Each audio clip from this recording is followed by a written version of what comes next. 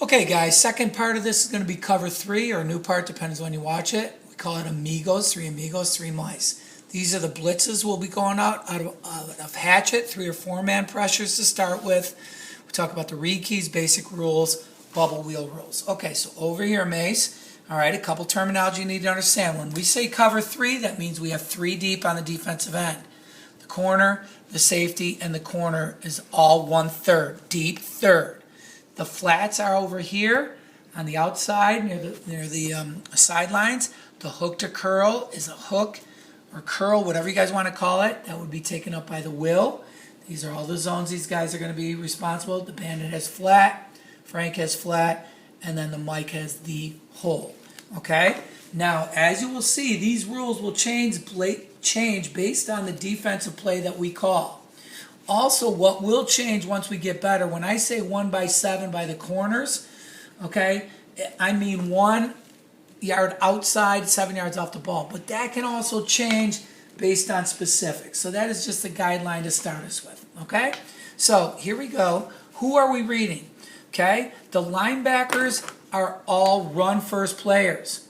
So he is reading this tackle to the opposite back. So if he gets a run read, he is our force player. Okay, run reads first. Sam, Mike's, they're reading the guards when this is a coverage thing. Frank is run first. But if it's a pass, these guys are going to stand up. So this corner is reading through the last man in line of scrimmage to the quarterback. Corners through the last man in line of scrimmage to the quarterback. The safeties to the guards to the quarterback. So they have to see the lineman in order to understand if it's run pass. Now, if it's pass, the Bandit and Frank will drive to number 1 receiver. Drive to number 1 receiver. If it's a quick game, they are going to be there. If this guy goes vertical, then they have the flats for number 2. The corner gets pass. The D-backs are all taking their back pedals. He gets his eyes immediately to number 2. Okay? If 2 goes vertical, he will just keep driving for depth. Remember, the Bandit or Frank will be responsible for the flats. If he goes in or out, then they maintain the 1/3. Basically, what happens by looking at number 2 is he gets depth. He knows if 1 goes vertical, he's going to latch on to him. Okay, so I know I'm probably talking fast, but who does he read? Number 2. Number 2. He reads number 1. He's number 1.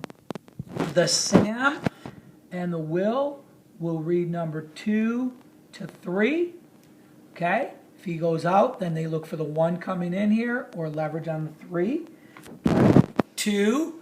Again, they can see anybody threatening their zone. Their eyes automatically see this, and then they'll look for any 3. And then the Mike will read 3 to 2. Into that running back. Once he gets past what's that running back doing, he might have to get on his horse and go. Okay, so those are the read keys, basic read keys for cover 3. Now, let's get smart here. Younger guys, don't get nervous if you don't know what the heck I'm talking about. Varsity guys got to learn. Okay, here's our first play. Blue 1.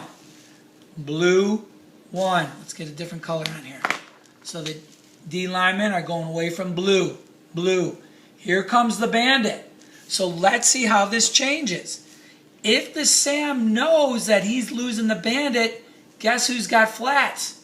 Yes, sir.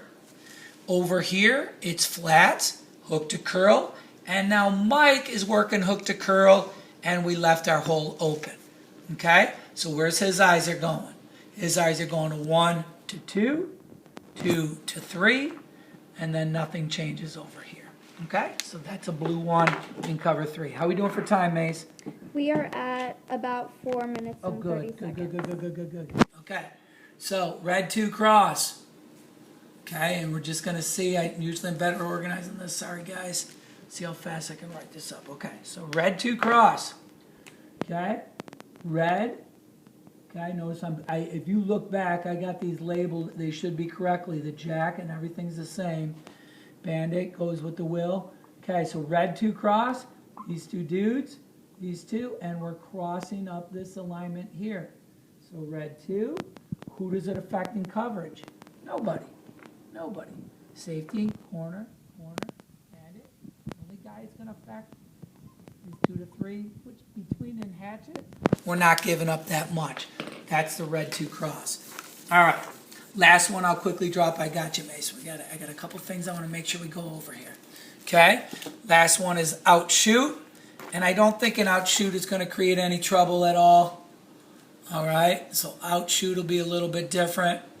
These guys go out, shoot, okay, and really nothing is going to change except what do we give up as a whole. All right, so that is a non-issue. Now, a couple things I want to show you real quick, and then we're done for cover 3. And then please look at the film that I attach, and I'll have my notes on there as well. Now, there's a couple things that give cover 3 some issues. So this is the weak side, so this is the bandit, apex. And when I say 3x3, well, it's not. It could be way farther out depending on where he's aligned. And on this little board, you're not getting a clear look at hash marks and all that stuff. Now, basic rule, bubble rules, okay? So the bubble is this action here. And this dude will either block or he'll release. So this is why we really want the corner to see the bubble or to read number 2 in cover 3. So he can get involved in this bubble game right away. And then my eyes are driving to 1. This should be a huge collision by our bandit. The will is reading on pass 2 to 3. So his man's going to get there. That'll give us another guy. Now the safety is not going to run the alley because he's coming over the top of the corner when we get bubble, okay, to get this burst. That's called a burst if this guy runs, and we'll see that week 1. So again, on this side, bubble, corner's got to jump it and be ready to go. That's in cover 3. Last one, Mace, how am I done time? We are at 7 minutes. Okay, perfect. Okay, the last thing I want to go through, if you look over here, is the wheel rules. The wheel rules. Okay, so now what a wheel is. All right, so the safety is here. All right, so what happens on the wheel?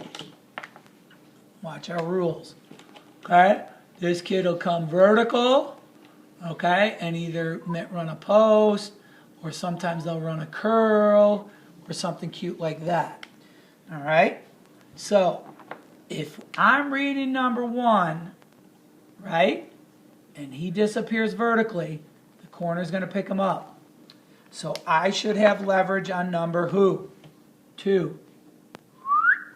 So if this dude runs it out, I got it. But if he turns it up, then I have to flip my head and run with him in man. Okay? So that is the wheel. The wheel will offer help in here on the corner. Okay? So let's go over that another time over on this side. Okay?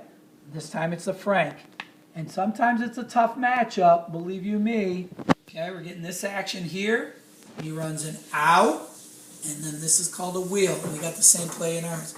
Okay, once he reads 1 is gone, okay, then I know I have width on number 2. He runs a wheel. I have to get on our horse there. Hopefully the corner can offer some help over the top as a safety will as well. But that is basically a crash course in cover 3. Again, message me any questions you have. Guys, please take a look at this stuff. It will be helpful come the season. Nice job, Mace.